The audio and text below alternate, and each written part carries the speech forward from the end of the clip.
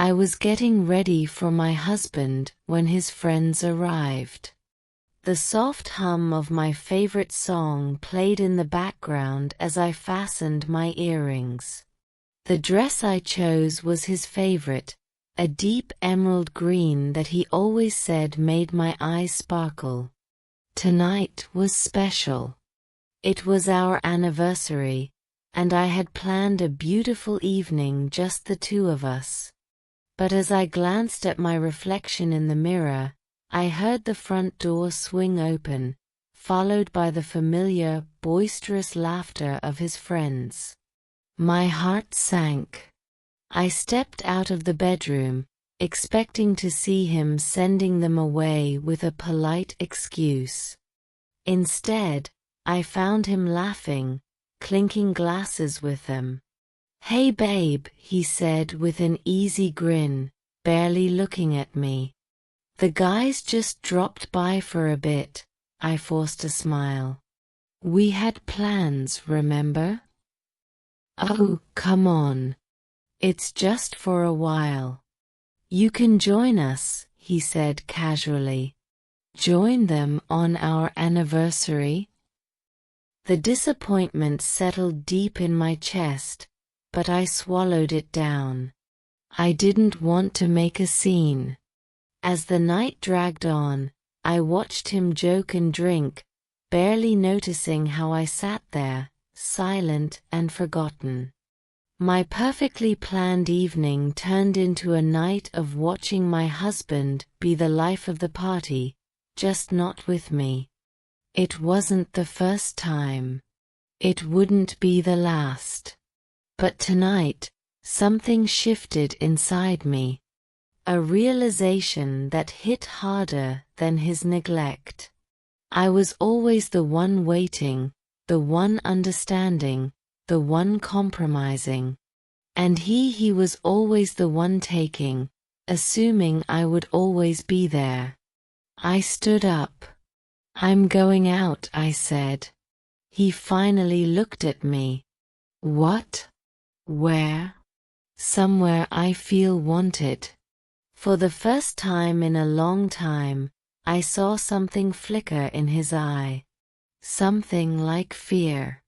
But it was too late because tonight I wasn't waiting anymore. The mirror reflected the anticipation in my eyes as I smoothed down my emerald green dress. Tonight was Specialia anniversary. I had spent hours making everything perfect. The candle-lit dinner was set. Soft music played in the background. And I had even worn the perfume he once said drove him crazy. I checked the clock. 8:15 p.m. He should be home any minute. Then the sound of the front door opening echoed through the apartment, followed by loud, familiar laughter. My heart dropped. I stepped out of the bedroom, my heels clicking against the floor, and my smile faltered when I saw them. His friends.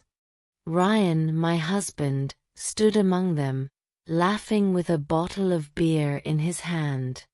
His eyes met mine briefly before he turned back to his friends. "Hey babe," he said casually, as if nothing was wrong. "The guys just dropped by for a bit." I forced a smile. "We had plans, Ryan." He gave an easy shrug. "Yeah, but you know how it is. Just a quick drink, then I'm all yours." A quick drink had turned into an entire night of me watching him from the sidelines too many times before. My perfectly planned evening was unraveling before my eyes. The candles burned low, the food on the table grew cold, and my heart ached with each passing minute. I tried to act like it didn't matter. But inside, a storm was brewing. As the night dragged on, I sat there invisible, watching my husband laugh and joke as if our anniversary meant nothing. Then something strange happened. Amidst the noise and chatter, I noticed a shadow move outside the window. At first, I thought I imagined it. The dim street light barely illuminated the figure, but I knew someone was there. A chill ran down my spine. I turned to Ryan, but he was too lost in his conversation. Then came the knock. 3 slow, deliberate knocks at the door. The room fell silent. Even his friends stopped talking. Ryan frowned. Who the hell could that be at this hour? He got up, walking toward the door, and I felt a strange sense of uneased coil in my stomach.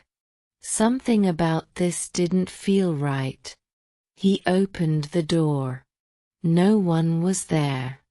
A gust of wind rushed in, making the candle flames flicker wildly.